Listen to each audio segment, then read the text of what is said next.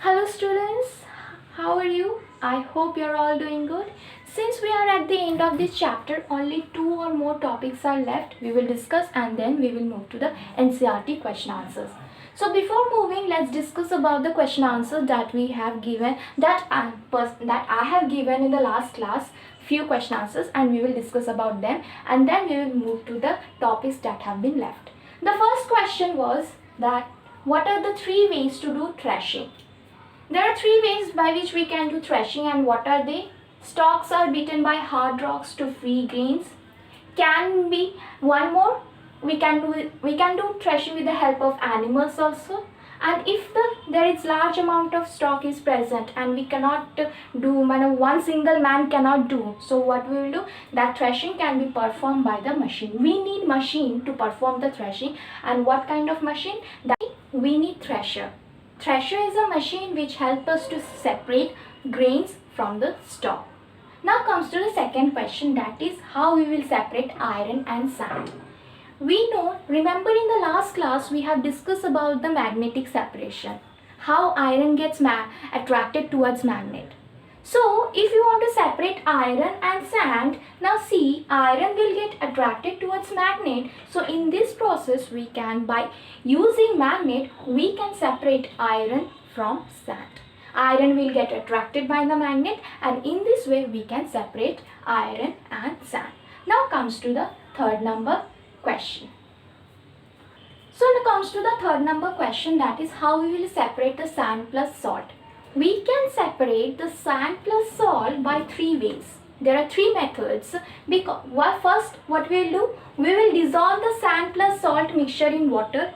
We know that salt will get dissolved and sand will not. So, first we will dissolve the sand plus salt mixture. In a second, what we will do? We will filter that solution. And after filtration, what we will get? We will get two components, that is filtrate and a residue. In a filtrate we will get salt water solution and in sand we will get residue. Sand as a residue. See? So sand has been separated. By the filtration process. Now how we will get this? We will get the salt from water. To get a salt from water we will perform evaporation. And in evaporation we will evaporate the water and we will get back the salt. So in this way we can separate salt plus sand by three methods, by three following methods. That is, first we will dissolve it, salt will get dissolved, sand won't. Then perform filtration, the sand will get separated out as a residue and salt and water solution we will get as a filtrate. And then to get salt from water, we will perform evaporation, which will evaporate water and we will get back the salt. Now comes to the fourth question. So now comes to the fourth number question, that is what we get after filtration. We know, we have discussed that after filtration we get two components, that is filtrate and residue. Filtrate is the one which passes through the filter paper and the residue is the one which cannot pass through the filter paper. It remains on the filter paper on the funnel and the filtrate is collected in another container. Now comes to the fifth number question, that is what are the two criteria to perform a hand picking. In order to, suppose you want to do separation by using hand picking method. What are the two criteria or what are the two rules that to follow that separation, or you want to do that separation? That impurity should be large enough to be picked by hand and impurity should be present in the smaller quantity. Right?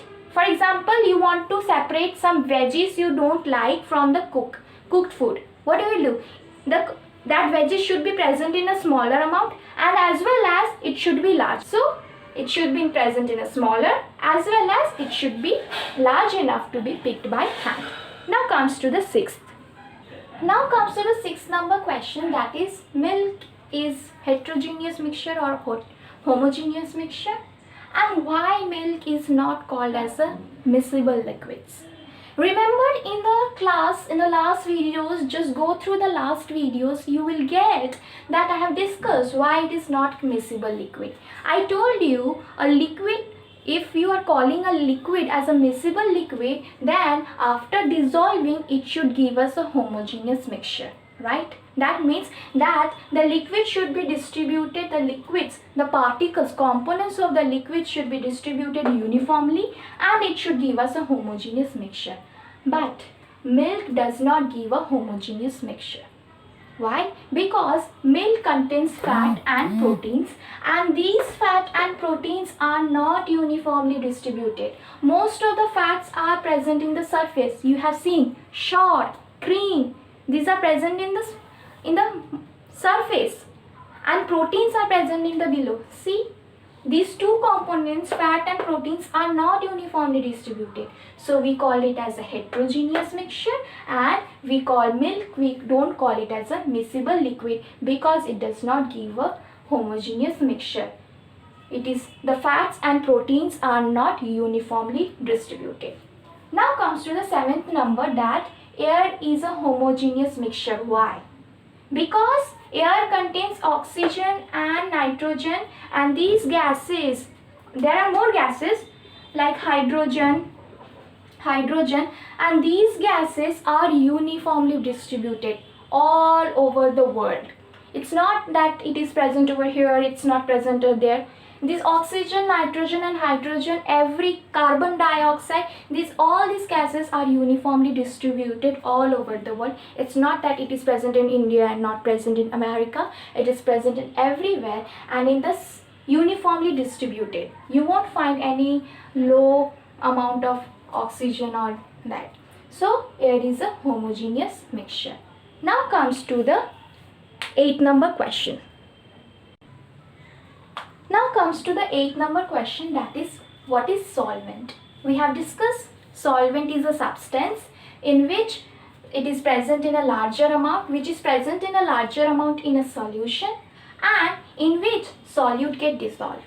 Solute means salt get dissolved. For example, if you are taking salt plus water, so we know that water is always present in larger amount, and this larger amount, and in this the salt get dissolved in water. So water is solvent.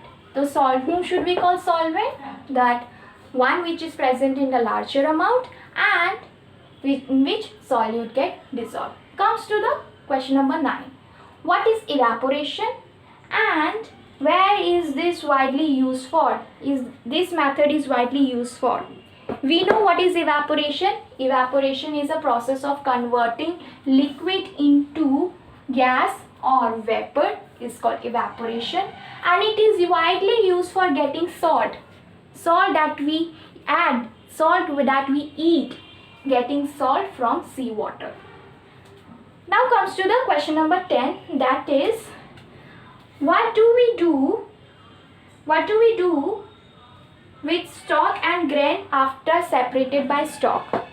See, we know that stalks are feed to the cattle, we have discussed, and these grains are eaten by humans, like chal, gom, these are all grains that we eat. They are fed by these grains, and stalks are that যেগুলো খড়গুলো সেগুলো হচ্ছে stalks that are feed to the cattle. Now comes to the next question. Now comes to the 11th number question, that is, what is the use of condenser in distillation? I have shown you the picture in a video that how this condenser look like, that this was the condenser. Suppose this is something round bottom flask, then it is passed through, and here it was something like bulge type thing, and this is called condenser, right? So this condenser, what is the use of this condenser? What is the purpose of using this condenser? This condenser actually condense the vapor and convert that vapor into liquid. The vapor that has been evaporated from the mixture, it will pass through this pipe, and due condenser having a cold water, having a low temperature, it will condense the vapor or a gas and convert it into a liquid. So condenser is used for condensing the vapor or a gas and converting into liquid, and which liquid is collected, which is thus afterwards this liquid is collected into another container. Now comes to what principle does sieving works on? Sieving works on the principle that is different size of the substances in the mixture. If you want to separate the components using sieving method by using sieve, what principle it should follow? It should follow that the substances of the mixture or the components of the mixture should have different size of the substances in the mixture. For example, husk and wheat. We know husk is a larger size and wheat is a smaller size.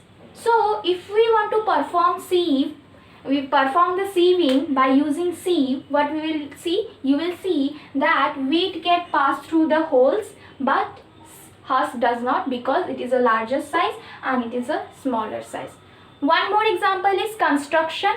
You have seen in the construction area that they used to separate the stones and the sand by using this sieving method. Now comes to the third number, that is for what purpose churning is used for. Churning is used for separating cream from milk and butter from curd. It works on which principle? That the substances which are floating. So how will we separate? We will separate by using churning method. So cream floats on milk, butter floats on curd. So in this way we can separate the cream from milk and butter from curd. Now comes to the last question. That is how sedimentation and decantation done, and why the sand gets settled down if it kept for a long time undisturbed. First comes to sedimentation and decantation. To explain the sedimentation and decantation, we have to take example, that is sand plus water. Okay, first we will take the example. Now take sand plus water. We know the sand does not dissolve. Okay, the things that does not dissolve, then only we can perform this sedimentation and decantation. Now after mixing the sand plus water, what we will do? We will keep the mixture undisturbed for a long time. Okay, and let the sand be settled down. So this process is called sedimentation. This is sedimentation, in which you are keeping the mixture undisturbed and letting the sand to be settled down. In which sand is getting settled down, heavier components getting settled down. This process is called sedimentation. Now what we will do afterwards? Now you have to separate the sand and water. Once the sand is settled down, now you want to separate the sand and water. So we will pour that liquid into another container slowly without disturbing the sediment, and this process is called decantation. This process is called decantation, in which we will pour that liquid. Once the sand is settled down, we will pour the liquid into another container slowly without disturbing the sediment. This process is called decantation. Next comes to the second question, that is why sand is getting settled down if it kept for a long time undisturbed. The reason is because of the heaviness. Now comes to the few topics that I will discuss, and then we will move to NCERT question. Remember the solution. Remember solution containing two components, that is solute plus solvent, and these two gives us what? Solution. Right? Now, depending upon the amount of the solute, the solution is classified. How? Saturated and unsaturated. There are two types of solution, that is saturated solution and unsaturated solution. Whom should we call saturated solution and whom should we call unsaturated? Saturated solution is the solution in which solute will dissolve. More solute can be dissolved. Okay? And saturated solution is those in which no more solute will get dissolved. This is called saturation. This is called saturation. এই যে তুমি জলের মধ্যে যখন নুন গলছো, গুলেই যাচ্ছ, that is the solution that you are is forming is called unsaturated solution. Why? Because you can more number of solute you can dissolve in it. তুমি নুন অ্যাড করে যাচ্ছ, নুনটা ডিজলভ হয়ে যাচ্ছে, অ্যাড করছো ডিজলভ হচ্ছে, অ্যাড করছো ডিজলভ হচ্ছে। So this is unsaturated solution, যেখানে বেশি করে নুন ডিজলভ হবে, more number of solute can be dissolved. But what is saturated? এক সময় আসবে যে ডিজলভ করছো, এক সময় আসবে যেখানে দেখবে তোমার সলিউট আর ডিজলভ হচ্ছে না। মানে তুমি ফর এক্সাম্পল তুমি নাও সল্ট প্লাস ওয়াটার, তুমি সল্ট আর ওয়াটারের মধ্যে সল্টকে ডিজলভ করবে, তো তুমি অ্যাড করে যাচ্ছ, সল্ট ডিজলভ হচ্ছে, তখন তোমার সলিউশনটা হচ্ছে unsaturated. But you will reach a point where you will see no more solute are getting dissolved, আর তোমার solute dissolve হচ্ছে না। The point where no more solute will get dissolved is called saturated solution. The point where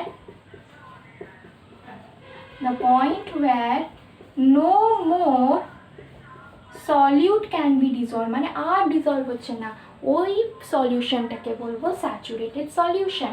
তো দু রকম solution we have got, that is unsaturated and saturated.